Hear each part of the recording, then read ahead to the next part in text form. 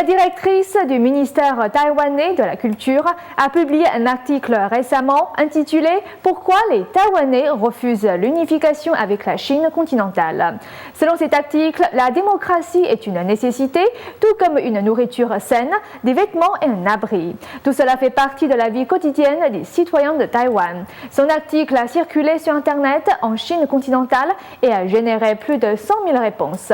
Voyons maintenant notre dossier interdit du jour. La directrice du ministère de la Culture de Taïwan, Long Ying-tai, a affirmé dans un article que le peuple taïwanais est habitué à vivre dans un système démocratique et ne pourrait accepter l'unification avec le régime totalitaire de Chine continentale. Lin Baohua, observateur politique, s'est installé à Hong Kong en 2006. Selon lui, Taïwan est un modèle de liberté au sein de la communauté chinoise. Parmi toutes les sociétés asiatiques, Taïwan bénéficie de la plus grande liberté d'expression. Surtout pour ceux qui travaillent dans le secteur des médias, la liberté d'expression est le plus important. Hong Kong est déjà pire parce que le territoire a été contrôlé par la Chine communiste.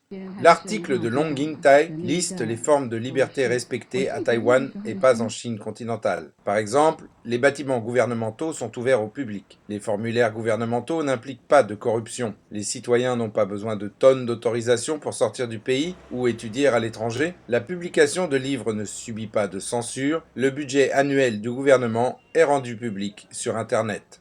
Les habitants de Taïwan sont habitués à voir les responsables retraités quitter leur résidence officielle, renvoyer leurs assistants et annuler les compensations financières. Les responsables sont démis s'ils commettent des erreurs. La loi protège les droits des citoyens. Aucun pot de vin n'est nécessaire pour obtenir un lit d'hôpital. On peut l'exprimer simplement. Voulez-vous être votre propre patron ou laisser votre vie être dominée par les autres? Pour vos revenus, votre vie quotidienne, vos loisirs et vos intérêts, voulez-vous décider par vous-même ou voulez-vous être contrôlé par une autre personne qui décide pour vous?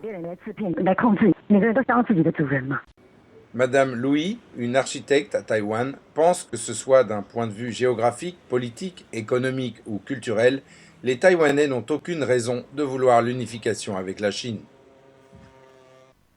Notre position géographique est très importante. Nous sommes à l'entrée du Pacifique. Si nous nous unifions avec la Chine, deviendrons-nous une base militaire du PCC? Serons-nous menacés jour et nuit?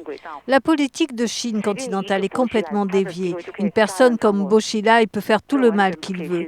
Ce genre de gouvernement n'est pas digne de confiance. Économiquement, regardez leurs hommes d'affaires. La nourriture empoisonnée, ils remplacent même les barres de fer dans les maisons par du bambou.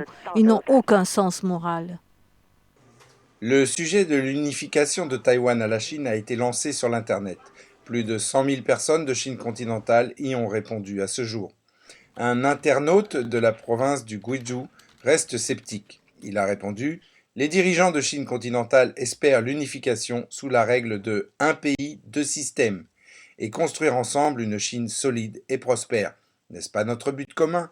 Pourquoi insister dans la recherche de celui qui sera dirigeant de l'autre » Dans son article, Long Ying-tai précise « Entre Taïwan et la Chine, ce n'est pas une épreuve de force entre socialisme et capitalisme. Ce n'est pas un conflit entre démocratie et capitalisme. Pour la plupart des Taïwanais, c'est la façon de vivre qui importe. C'est très spécifique, pas du tout abstrait. » Dossiers interdits, NTD.